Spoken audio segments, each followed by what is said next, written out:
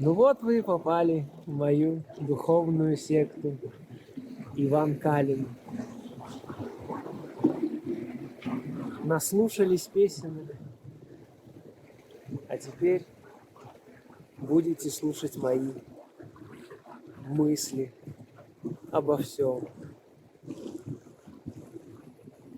Как вы думаете, что сильнее?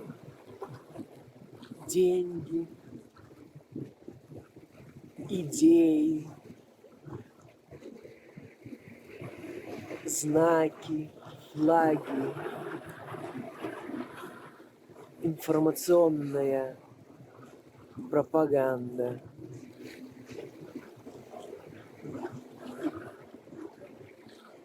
популяризированность чего-то, кого-то, бренда, марки с целью обогащения себя, свое себялюбие и бесконечное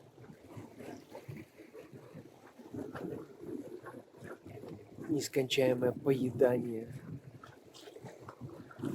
и отсутствие чувства сытости, перерастаемое в бесконечную наркотическую зависимость, денег, власти. Либо искренность,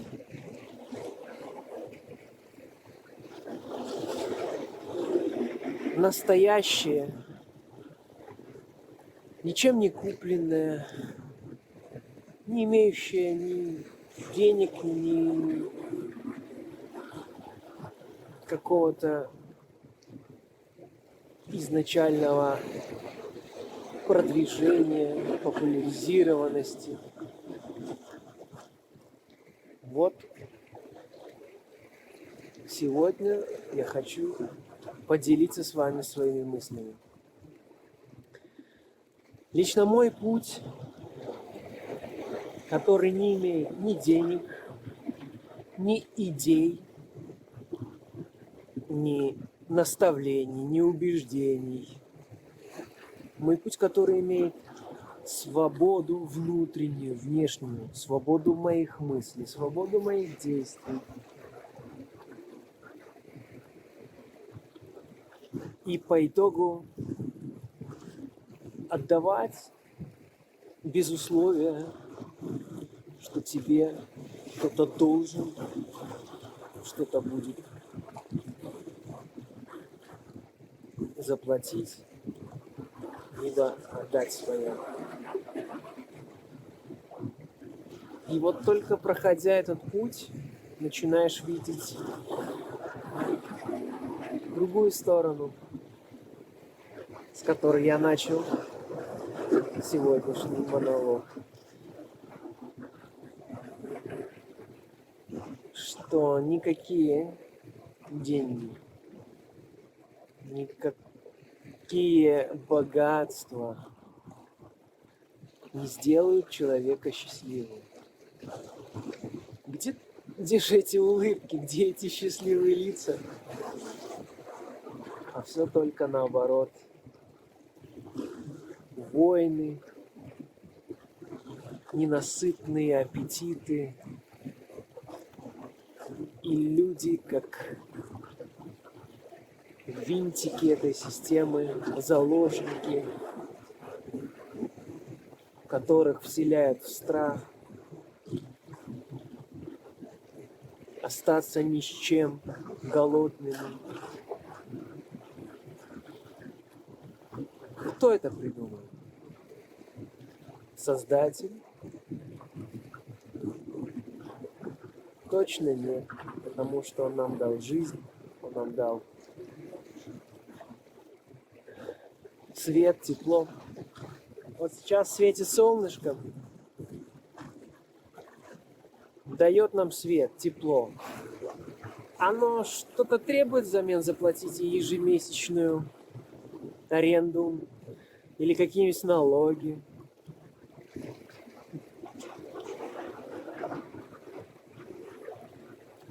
Кислород, которым мы дышим, мы тоже должны за него платить. А тогда скажите, почему человек, который также родился, который учился ходить, разговаривать, у которого были родители,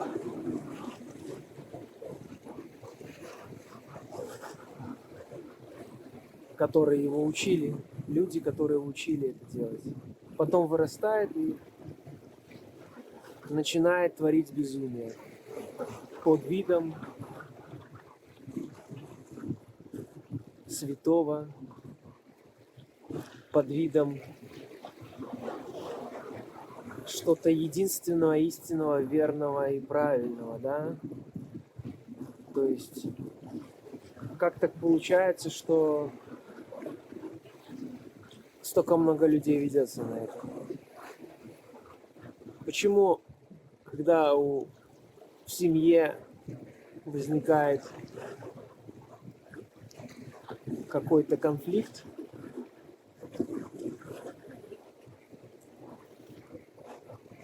мы его, как правило, стараемся обойти и сменить негативные частоты на позитивные, и это срабатывает.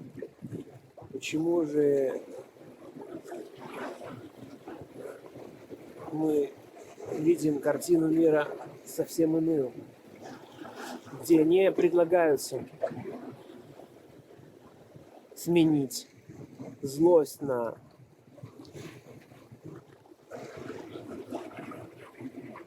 доброе разрешение ситуации,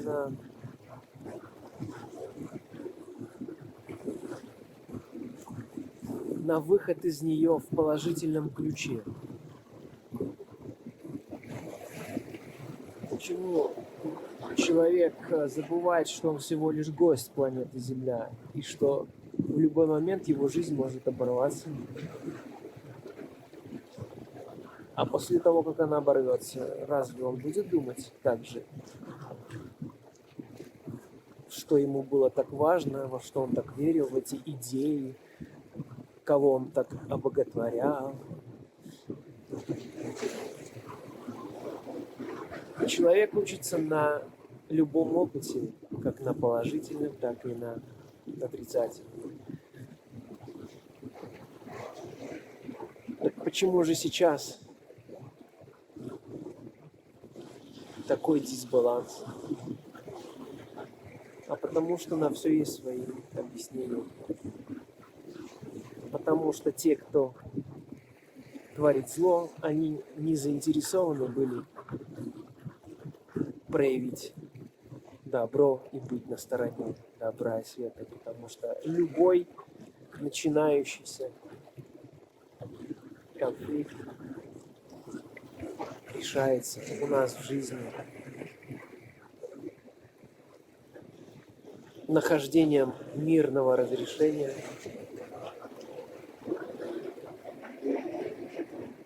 а происходит все потому, что нету равенства, потому что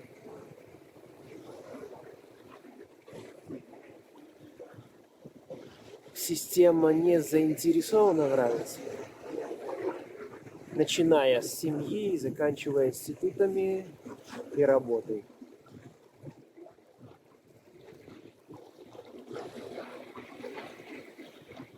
Когда ты должен себя чувствовать по определению, по умолчанию ниже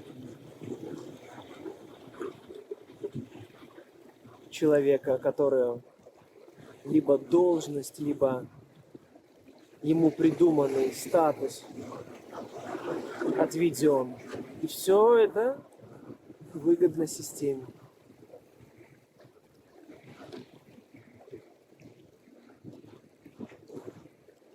Почему молодое поколение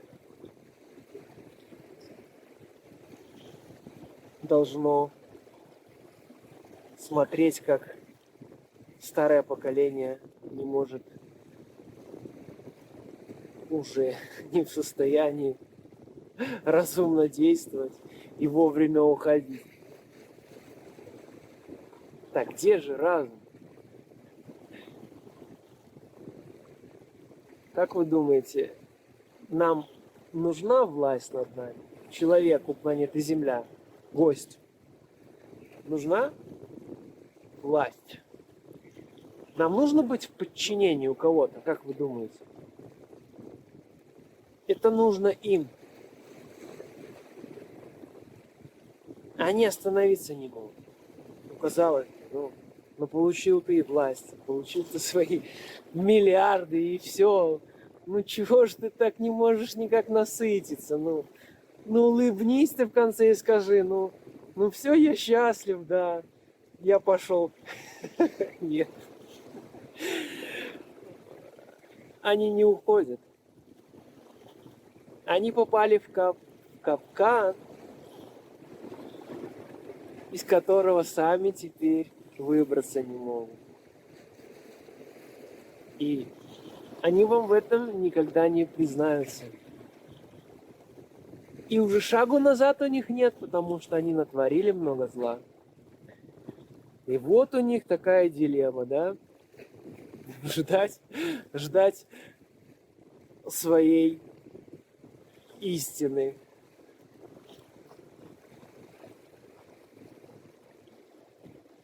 Мы же с вами часть частичка этой системы, Вселенной. Не мы же себя создали, не мы же установили в нас функции голода для того, чтобы покушать, отдохнуть для того, чтобы снять усталость. Все эти процессы нам заложены. И весь спектр эмоциональных чувств, передачи тоже в нас заложен. Не мы это придумали. Но почему же человек думает и верит в то, что он, когда он вырос, научился ходить, говорить, он думает, что он все может себе присвоить, поступить хитро, обманув, навредив, но ради своей цели. У меня вопрос. А по-настоящему они счастливы? На лицах нет счастья у них. А есть бесконечная злость, ненависть. Нескончаемый поток ненависти, который перерастает в убийство, уничтожение. А вы знаете, что помимо организма под названием человек есть нескончаемые другие организмы, которых человек уничтожает, применив любую бомбу, ракету, и он уничтожает живое на земле. То есть он почувствовал себя хозяином. Ну а как вы думаете, от того, что он почувствовал и набрался власти и силы, он действительно стал хозяином и великим творцом и повелителем? Либо он также встретится со своей истиной так, как и мы, каждый из нас с вами. Ой, я пошел, да, глубоко. Поймал нотку вдохновения.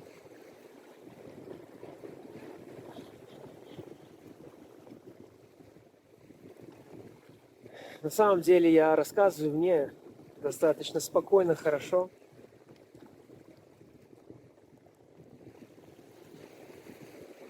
Хочу, чтобы каждый добрый человек, который на стороне света, ощутил внутреннюю свободу свою, когда он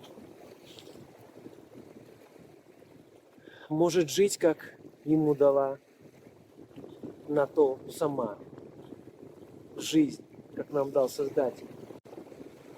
Иметь свободу в своих действиях, мыслях, словах, выражать ее. При этом, когда это все у нас происходит на взаимоуважении, неважно, сколько тебе лет, неважно, младше ты либо старше. У меня есть такая шутка, да, то есть, если ты больше раз ходил в туалет, что значит ты важнее на этой планете, да? Но это она немножко уже, когда человек начинает теряться, да, в своей важности за счет своего возраста. Есть многие вещи, которые нужно переосмыслить, потому что нам предоставляют много ролей, но как часто мы задумываемся перед тем, как взять на себя эту роль и ее продолжать за кем-то играть. Именно выходя на природу, в уединении, ты понимаешь, что все это все игра.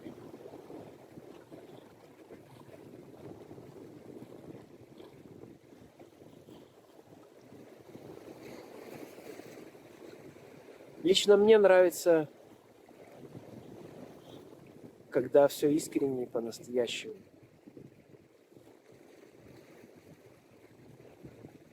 Потому что если это не так, то рано или поздно каждый из нас, человек, сам придет к этой истине. Рано или поздно мы, как бы мы не хотели убежать от нее и заменить истину другими истинами, мы придем все к одной истине. Но каждый из нас с вами чувствует ее по-своему. Я лишь выражаю мое личное скромное мировоззрение. И я это делаю для того, чтобы притянуть таких же душ.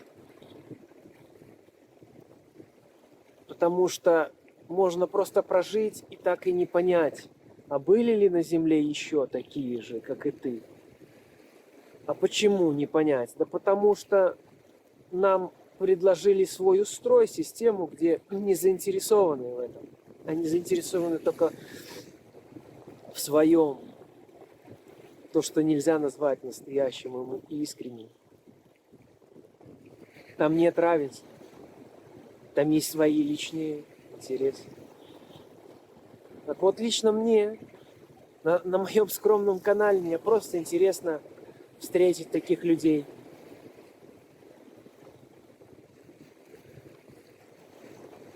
И на платформе YouTube не получится так нам с вами где-то общаться, но, например, в телеграм-канале, который я специально для этого открыл, у меня есть группа, называется Иван Калин 23. Мне интересно, чтобы вы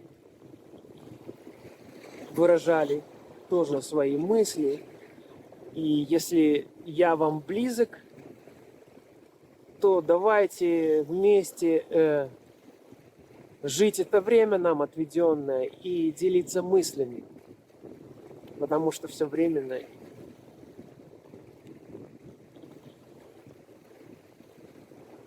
Течение невозможно остановить. Все, что я говорю, уже через некоторое время станет прошедшим.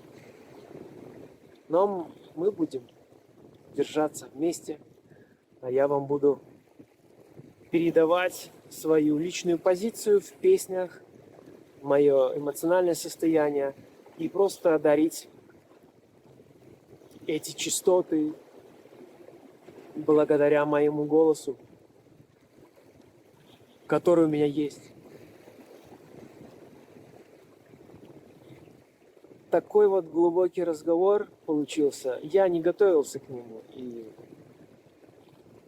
все происходит вот так вот. Все идет вот мне, и я передаю. Но это не всегда так у меня бывает. До новых встреч.